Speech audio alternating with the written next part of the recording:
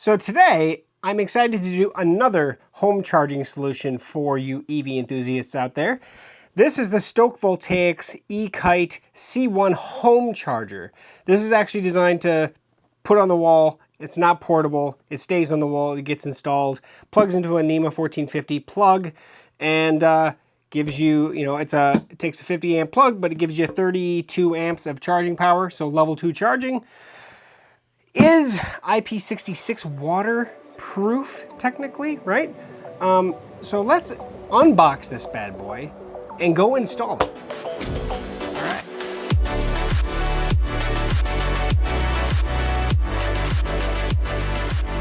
Oh, okie dokie. First is going to take this plastic off.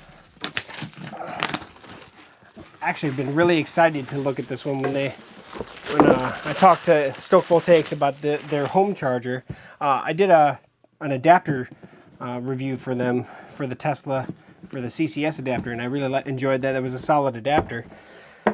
So this is the C1 home charger. All right, well, let's see here. Got a little box here with some information. Looks like some kind of card. Oh, look at that. There's actually NFC cards. I'll take a peek and see what that does here shortly. Maybe it's best to take this out. I don't know. All right, there we go. Put that over there. So we actually have obviously the charging unit, the brains of the operation. We do have a dock for the J1772 end that it's going to have with some mounting screw hardware. Put that back there. Another bag of mounting screw hardware, probably one for the unit, one for the dock. It has Nema 1450 end on it. I'll keep that on there for now. And then, of course, the other of the two cables coming out the bottom is the actual J1772 with a dust cover on it. Down here, looks like the mounting bracket that we will mount against the wall for this unit to actually mount to. That's that plate there, just plastic. So that's good. Now, retail on this guy is $4.99. You can get it for under $400 through Amazon. I will put links both to Stoke Voltaics website as well as directly to Amazon if you want to take a peek at it on there.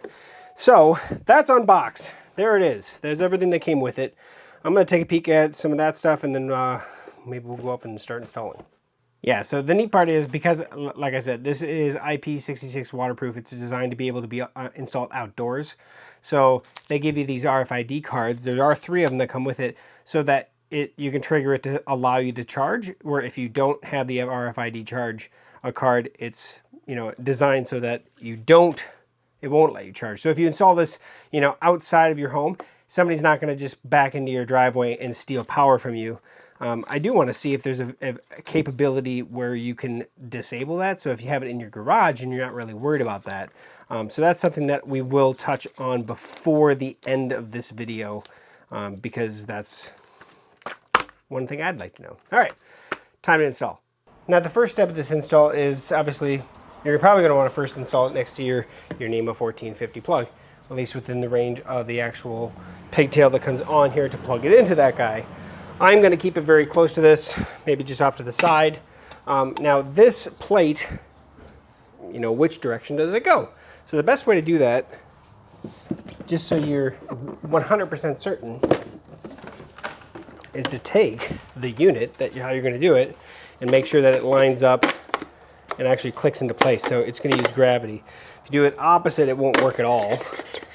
So there's that. So just make sure that you have it correct, right? And that's the way it's going to go. And so that's the way it's going to hang. Now, height-wise, you could probably mount this at any height. I'd probably want to keep it a little bit higher than anything.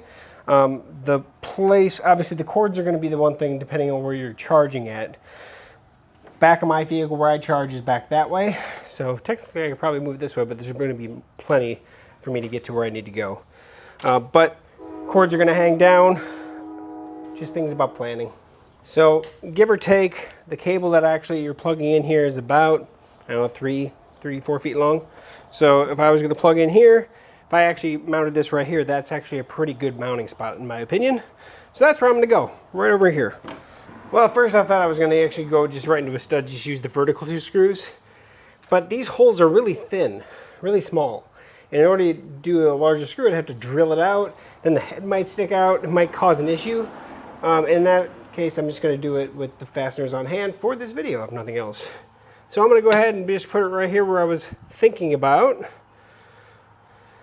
And so I'm going to put the first screw right here, and I'm just going to do one to start so I can get it leveled.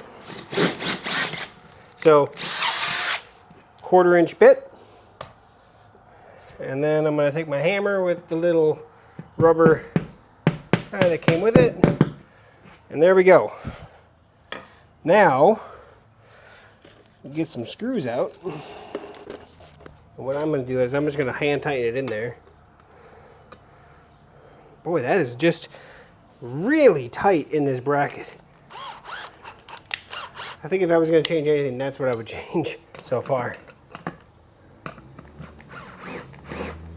Okay, so now what I can do with that is take a small bit, a bit that's small enough that would actually go in the hole. And this is not a necessity, I just want to be as, I guess, as good of an installer, because you're only going to do this one time. So I'd rather have it level than not. And that's just to mark it. So now I have my 4 holes that I can widen out.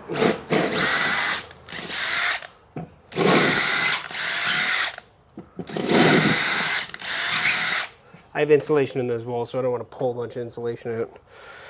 Then I have my wall anchors, pound-in wall anchors that came with it. Now I will say this, I'm not a huge fan of these, but they do work.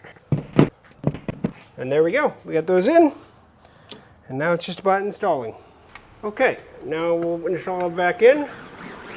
Now, I'm not going to install it all the way until I make sure that all of them are taken. That looks good so far.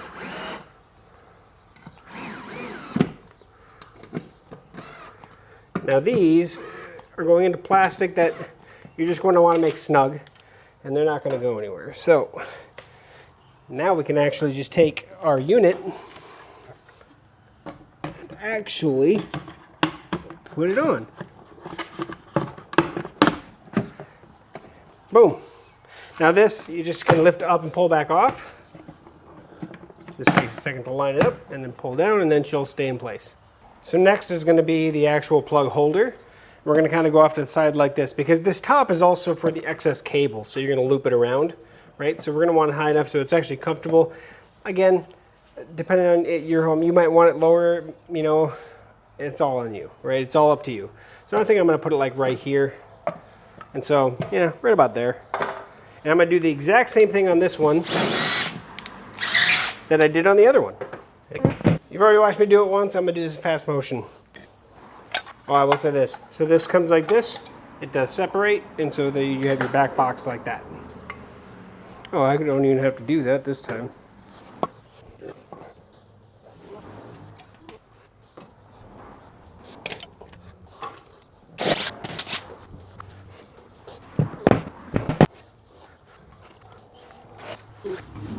Okay, so now we have this guy that actually clips into place, but then it looks like there are 2 screws that came in the kit.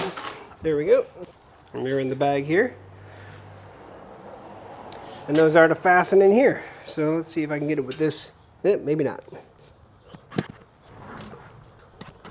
So that's that. Now this last part I left to the end, there's 2 small screws as well that go through 2 holes that are behind here. These are the security screws that keep this from being stolen, right, or popping off accidentally. I'm going to see if I can't get them in. Not going to be fun. Maybe easier than I thought. Okay, not terrible. Just get started and you just keep going with it. That's one, and then there's one on the other side. Not as bad as I thought it was going to be. And tight. So now it's not coming off the wall. So first thing what I'm going to do is I'm going to get this over here. I'm going to work all the stuff out of this because I want this to actually lay properly. probably going to take a little bit for it to work all of its memory out of the cable. Yeah, it's going to take a little bit. And then this will go like this. Now this cover I don't see ever being really used other than the storage. But then again, each to their own. All right, I'll leave that like that for now. Now comes the important part. Taking that off and actually plugging this in.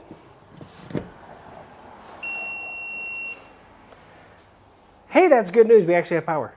Okay, so we're all ready to start charging. So this blue light does, I guess, turn off after about 5 minutes. So it'll let you know that it's good to go. But now we're going to get into the charging side of things. First thing I need to have is one of those RFID cards handy. And this is going to be the method of doing this. So I have a Tesla, so I do have to have the adapter. Push the button, release. I do like that. That's a nice... I like that. So I have my J1772 to Tesla adapter. I'm going to open up my Tesla port. I'm going to plug this in. Once I plug this in, that'll start blinking. Now, if I want to actually authorize charging after it's blinking, I do that, and we should be off to the races. Charging scheduled. I have to start charging because I have it scheduled for overnight charging. I get a better rate at night. Hit start. And it is officially charging. 2 amps, it's ramping up now. Let's take a peek at how fast it gets if we get to full 32. Now I will say on the Tesla app, it did see the 32 capability. Let's take a peek at the car. Now my car is only set to charge to 80%. I'm already at 272 miles. So 32 miles per hour, 32 amps being pulled. We are operating at, I guess, full efficiency or whatever you want to call it. We're good to go. So it's kind of neat. It's kind of glowing, getting, on the wall as it's charging. Now let's see what it does when I actually push the button to stop charging. So I'm just going to push the button here on the thing. Stops charging. Remove from my vehicle. Light goes out. Remove that. Plug into store. We're good to go. Now I was able to pull the cable all the way across my garage, unspin all the kinks out of it, all the rotations, and now it's actually laying pretty good. So yeah, lays pretty good on top of that. And then the only thing is, obviously, because you're plugging in from the front, it does stick out a little bit from the wall. It's plenty of ways you're not going to park that close to it anyway, because obviously you need to get out of your car, right? Now, depending on your vehicle, where your charge port is where you're going to place this.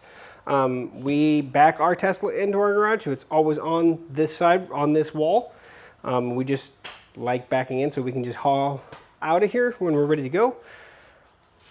But the beautiful thing about this, it is waterproof to a point, right? So you can actually install this outside, and you're good to go. So yeah. So that is the full install and unboxing of the Stoke Voltaics eKite C1 home charger.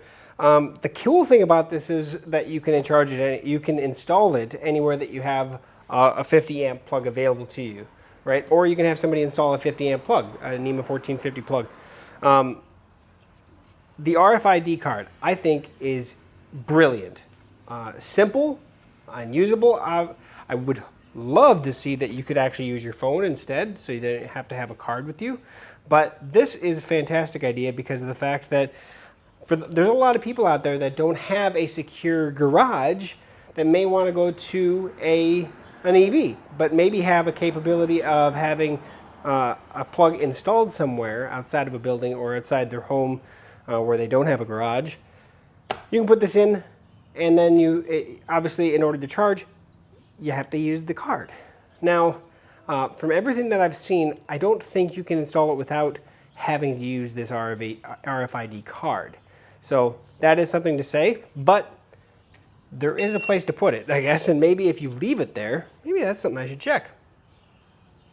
Maybe I should. I really don't think this is going to work, because I think you can also stop charging with the card. But let's try it. Plugged it in, ready to charge. It is blinking like it hasn't received it. I'm going to go ahead and see if that worked or not. Start charging. Charging stopped. Yep, so this sitting on top will stop it. So I'd have to set it over there, and now we're charging. So because you can push the button to stop the card to tell it to stop charging, or you can do this and it will stop charging. So in the end, I think two things would make this product better, right? One would be the ability to turn off the RFID requirement. I could see that being if this had a Wi-Fi capability built into it, so you could actually monitor it as well. That you could, obviously, then you could definitely trigger it from your phone. But, so like if you had a friend that wanted to use it, they pulled up to your house, you could trigger it from your phone to turn on the charging. Be kind of nice. And then you could also turn off any features that you wouldn't want. In this case, because of what it is, at the price point it's at as well, RFID is a really quick and easy way to make sure that it is secure. And they do give you 3 of these cards. So I can't say too many bad things about it, right? So that is it. That was the install. If you have any questions, comment below, subscribe, share the video if you can for me. And we'll be back, we'll be back with more in the future. Thanks for watching to the end. We'll catch you back here on another video install. We'll see you soon.